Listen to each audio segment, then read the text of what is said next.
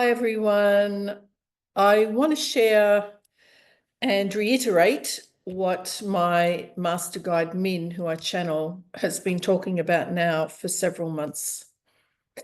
He began saying at the end of last year that April 2025 was going to be a turning point or a flash point for all of us.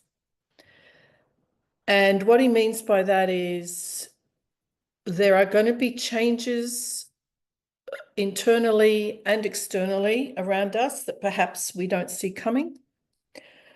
There are choices to be made that need to be made from love and honor of self now, not a guilt and obligation to others.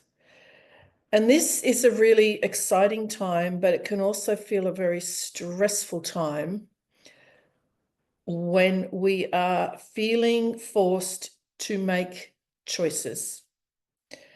And most people I'm talking to are saying time is just zooming by. Every day is either so intense and extreme or displaying as nothing happening at all. So we are in this topsy-turvy sort of energy. But this flashpoint is actually a flashpoint really coming from our very souls. Now, I've been saying for at least 5 years that we are being held ransom by our own souls. Our souls are refusing to allow us to keep carrying on down a path of pain and illusion. And this needs to happen because, as you can see out in the big wide world, the pain and illusion is just amplifying at an accelerating rate, and it has to stop. So you're either going to feel at the moment that you're at a crossroads and you have no idea what to do or where you're going, or you're getting the inspiration and the push to start to move into a new direction or a new way of being or a new job, whatever it may be. This is not going to go away. But I'm glad it's not going away because we can all get a little bit slack. We can get distracted with the busyness of everyday life. And this, I'm calling it like a solar flare coming from the soul. Now, a lot of people talk about the sun and the solar flares, how it affects our nervous system, our auric fields, our sleep patterns. The soul is now doing the exact same thing. It is sending powerful solar flares through your being, through your consciousness, through your awareness, trying to get your attention. And the sooner we stop and become still and start to make it a daily practice to listen to our beautiful, intelligent, all-knowing soul, is the moment we are going to start to live a life from the higher self, from our own divine intelligence, if you like. There really is nowhere else to go, guys. This is certainly a time of taking leaps of faith. It's certainly a time of trusting your feelings, trusting the signposts that the soul is presenting to you outside of yourself, trusting the feelings that feel good, and also trusting the feelings that don't feel so good.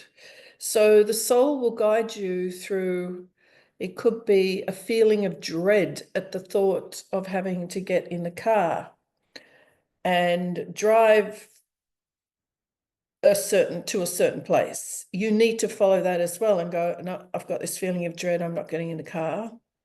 Or it can be feelings of excitement of, wow, I'd really like to pursue that. And then the mind comes in and goes, no, we haven't got time for that. You wouldn't be any good at that. Whatever the mind's telling you, You need to ignore the mind and follow those inklings of excitement, because the bottom line here is, guys, the soul has come, yes, to release the restrictions it has experienced, particularly in an emotional level.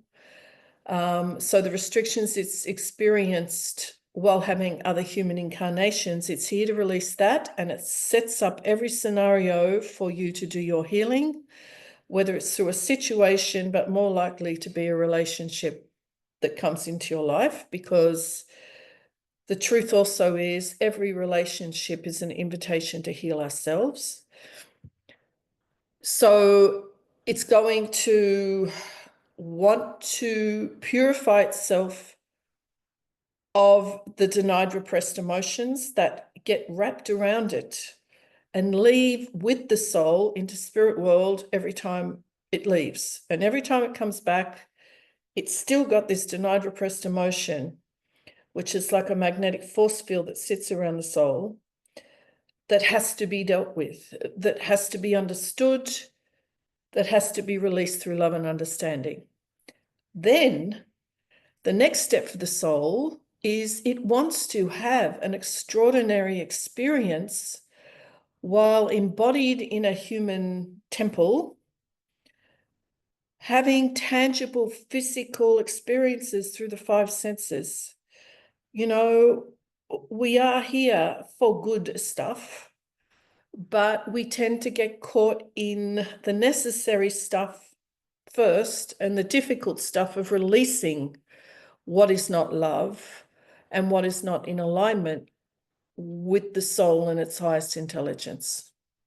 So the flashpoint is here.